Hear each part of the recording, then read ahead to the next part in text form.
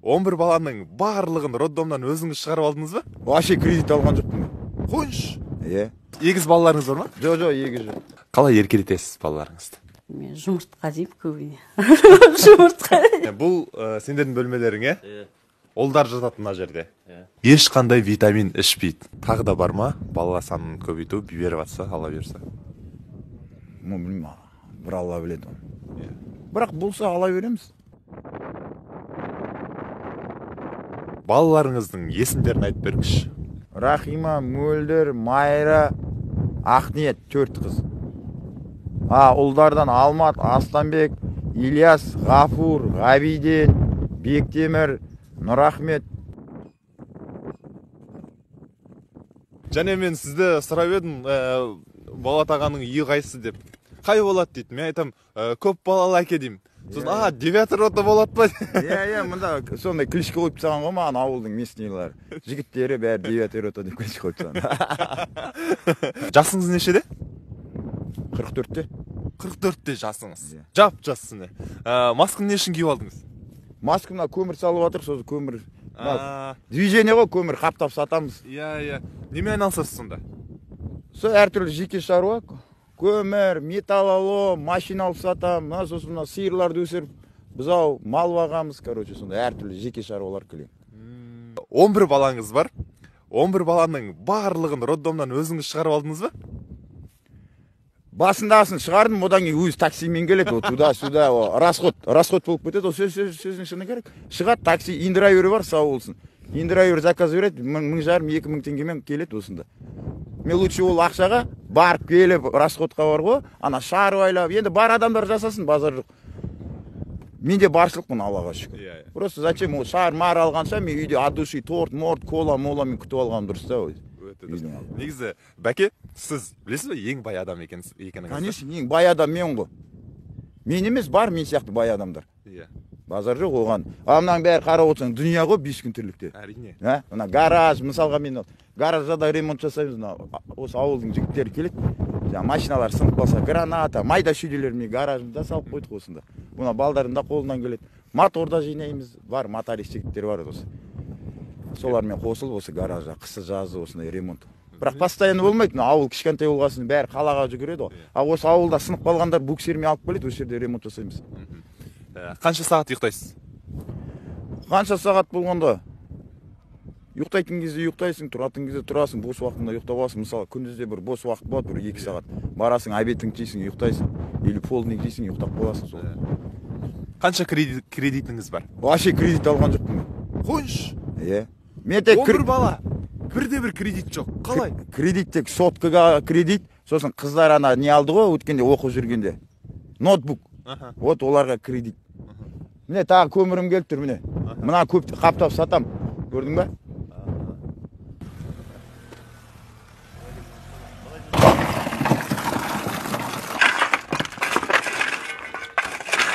Еңбек арқылы ғой деймін. Еңбек арқылы олар бос қалды, бос жүргізбеу керек. Білесің бе, телефон деген шықты, бәле болды. Мен кешке телефондарын сағат 11-де алып қоям, жинап қоям. Таңертең сабақтарына кетіп батанда берем. Ато олар түнімен жатады телефон шығып. Бір несі, носы. Телефон не болды, бәрі интернет қарайды, жатады. Ол керек емес заттарды қарайды ішінде. Одан да соткілерін алып қоясың да, жинап бір керек заттарды үйретесің. Одан да Абайдың бір өлеңін жатта, аталарың кім, соларды оқыған жақсы да балалардың. Міне, бұл сендердің бөлмелерің, е? Олдар жататын мына жерде. Ассалаумалейкум. Расыменде 9 рота десе 9 рота екен. Міне, балаларды қараңызшы, спорт, міне, турник мұнан ішінде. Қане, кім? Тартылады, кім ұрады?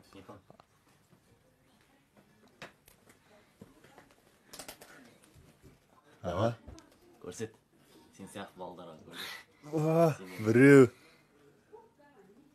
6 рет тартылды міне деп. Айта берейік, ешкім көріп атқан жоқ қой. Балалардың бәрі копия, сіздің копияңыз екен, бірақ көбірек анасына қарай тартыпты бір бала. Мына денең қарам, соғана качық қой, қалып кеттік ал. 2, 3, 4, 5, 6, 7, 8, 9, 10, 11, 12, 13, 14, 15, 15, 16, 17. Мәссаған. 20-ға дейін жеткіз. 18. Екеу қалды. 19. 20. Мен мында келгенде, көшіп келгенде, мыналарға бір принцип қойдым. Оқисыңыз, тоқисыңыз деп. Ал оқымайсыңыз ба, қайтадан өзі Ақтауға кетем деген сияқты да, оқым сондай бір немен бір жағынан. Бір жағынан мында таза ауа, жақсы жер ғой, мына Тайтөбе дейтін. Киелі ауыл, базар жоқ. Осында келгеннен кейін 3 балалы болдым ғой тағы да. Таза ауа, мынаны қарасаңыз, көктемнің уақытында қар жауып тұр. Біреу келеді практикаға. Ертең осы айдың аяғына дейін келеді тағы біреу. Онда қарап жатқызып қоймаймын ғой, практикаға келдің, аяқты былай көтеріп қойып жат деген әңгіме емес. Оған да бір жұмыс тауып беремін ғой, по-любому. Мына жерде бірақ жұмыс табылатын сияқты кез келген адам. Табылады, ну енді берекетін берсін дейсің. Енді анандай көп ақша табамын демейсің. Әйтеуір күніне 5 мың, 10 мың, 1-2 мың былай стройка алып қаласың, бүйтесің, шай, тамақ, осылай. Оның бәрін регулировка жасап отыратын үйде білесің, жеңгең соны регулировка жасайды. Мына жерде бүйтіп кеңейтем деп отырсыз, иә? Үлкен зал салайын деп отыр. Енді балалар өскен сайын үйді кеңейте беру керек қой. Білесің. Негізі тағы да бар ма? Бала санын көбейту беріп жатса, Алла берсе. Білмеймін, бір Алла біледі оны. Бірақ болса ала береміз. Конкретно физически мықты болып жүру үшін таңертең тұрасың ғой, 2 жұмыртқаны тез ішіп беру керек та, кәдімгі 2 жұмыртқа ішіп тұру керек күніне. Еркек боласың, мықты. Зато өзің жақсы чувствовать жүресің. Сіз күнде 2 жұмыртқа ішесіз таңертең. Таңертең 2 жұмыртқа ішесің. Баяғы шал кемпірлер айтқан ғой, әр бала туылғанда бір жусан артық өседі деп, бір шөп артық өседі. Сол дұрыс айтқан ғой. Мысалға мен көшіп келгенде 9 баламен мына үйде тұрдым. Аллаға шүкір, тағы 3 бала берді, Алла тағала. Мына үйді салып алдық. Тағы бір үшеуін берсе, ананы бұзып тастайын да коттедж салатын шығармын. Может, ол. Иә, солай.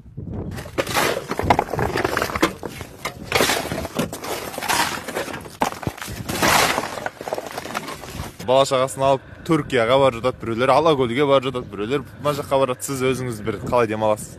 Мен бала шағамды аламын, Тайтөбе киелі жақсы жер ғой, көк шөп айнала. Мына жерде Нұра деген өзен ағып жатыр. Соның жағасына бала шағамен барамыз да, шашлик пісіреміз, балық аулаймыз, суббота күні осы жазды күндер. Солай барып ауылға да демалып келеміз, соның өзі мынада маған сол Көкшетау. Болды, бұрында Көкшетауға да бардық. Мына жер кем емес, мына Тайтөбенің Нұра өзенінің айналасы бар ғой, жағасы. Сол жерге барамыз, таза ауа, көк шөп. Мына жағында қаз, мына жағында сиырлар бағылып жатыр. Өзің мына жерде шашлигіңді жеп отырасың. Мен осы өткен жылы акиматта жасадым. Акимат жасағанда уборка территория сондайға. Мына Парасат дейтін біздің әкіміміз бар, сау болсын. Просто ол жерде мен зарплата аз қазір. Мен ойда жүруім керек. Мен ондай зарплатпен жүре алмаймын. Действительно ол кезде болды. 60 мың теңгемен сен жұмыс жасайсың ба? Или үйдегі тірлігіңді жасайсың ба? Или 60 мыңға акиматтың жұмысын жасап жүрмеймін ба? Дұрыс емес пе? Мен 60 мыңмен бала шаға баға алмаймын. Мен 60 мыңды керек болса бар ғой, баспен жасасам, Алла тағала кішкене не берді. 3 күнде 60 мың жасап тастаймын қазір. 4 күнде осы бала шаға несібесін. Кейде болады. Кейде айда табасың, но зато по-любому табам да, айда былай жүргенде де.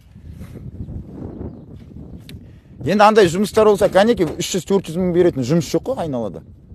Сен қалаға барасың, 200 мың теңге зарплатың бар, проезің бар, анау-мынауың бар, шай темекің бар, сонымен 40-50 мың кетіп қалады, сонда үйге 150 мың теңге үшін целыйден жүрген таңертең кешке дейін далада.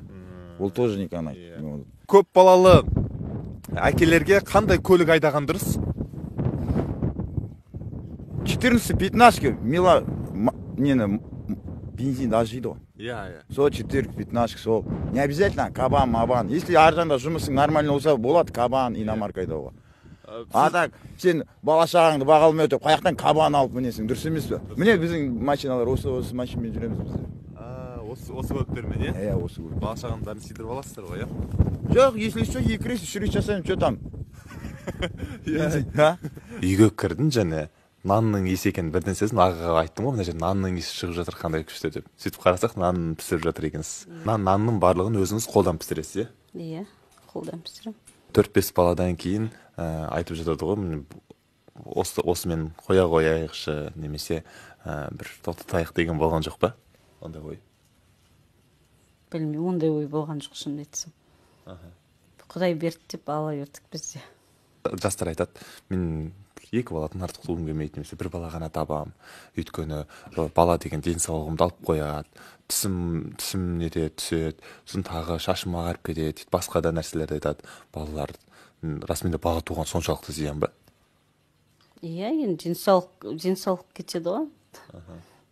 Айтады ғой, туған сайын жасарады әйел деп, білмеймін, оны ол жағын олай айта алмаймын, жасарады деп. Мен тісіміз бәрінде не болады ғой, денсаулық жағынан.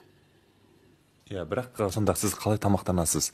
Мүмкін міне біздің көрермендердің арасынан сіз сияқты көп балалы болғысы келетіндер бар шығар. Иә, қандай кеңес бересіз? Жоқ, мысалы, біреулер айтып жатады, мен осындай витаминдер қолданамын, немесе мынандай нәрсе істеймін деп. Витамин ішпейді екен. Ешқандай витамин ішпейсіз бе? Жоқ, витамин ішпейді. Ана фолиевая кислота деп айтып жатады, ондай. Фолиевая, соны назначить етеді, соны ұмытып кетемін өзімде. Бір бастайып, соны ұмытып қалады. Оны ішпейсіз? Ішпеппін. Ешқандай витамин ішпейді. Міне, Фатима жеңгеміз 11 баланың анасы. Міне, қандай керемет. Расымен де осындай бізде әлі күнге дейін денсаулығы мықты жеңгелеріміз бар екен ғой, тіл көзім тасқа. Тамақты қандай қазанға пісіресіз? Тамақты мен 2 тамақ пісірем. Бір қою тамақ жақсы көретіндерге күріш или қасына сорпа тамақ, көбіне жолдасым сорпа тамақ жақсы көреді. Сорпа, үлкен қызым сорпа тамақ жақсы көреді. Сол 2 түрлі қылып пісірем. 4 студент, 2 қыз жұмыс жасап жатыр қазір. Олар да маған көмек болып жатыр қазір. Енді кішкентай кездерінде базар жоқ, кішкене қиыншылық болды, бірақ мына осы ауылдың жігіттері кішкене қол ұшын көмектескен жігіттер бар, осы айтуде сау болсын. Енді қай біреуінің атын атайып нетем, бірақ сау болсын. 5-ші күндері жұма күні деп жаңағыдай мал сойып, мысалға садақа тарқатса әкеледі. Мен оны етпеймін, алам, бала шаға от души тамақ пісіріп бересің, сол 5 бармақ несі бар. Ой, керемет. Бірақ менде жоқ адам емес, менде ағайын тумаларым бар, менде 4 тумаласпын. 3, в общем, 7 ғой. 3 апам бар. Бірақ бәрі Маңғыстауда қазір. Мен өзім Маңғыстаудан көшіп келдім, осы балдар оқысын, тоқысын деп.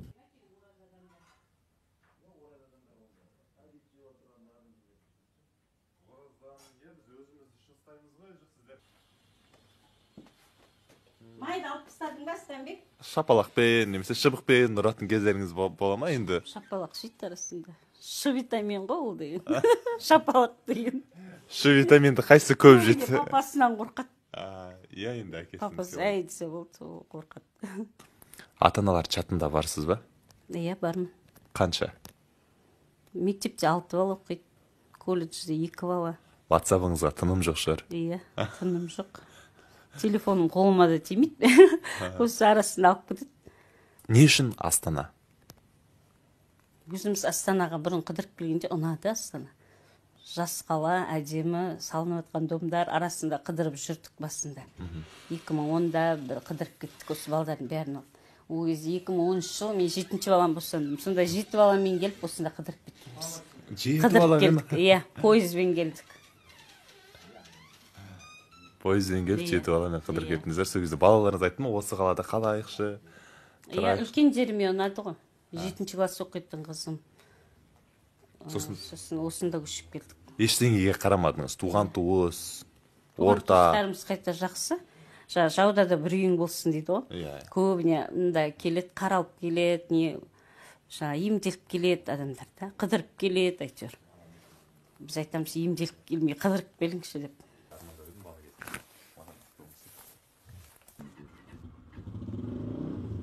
Асланбек, ассалаумағалейкум. Уағалейкум ассалам. Үйдің нешіншісің? Үйдің 4-шісімін. 4-шісің, е?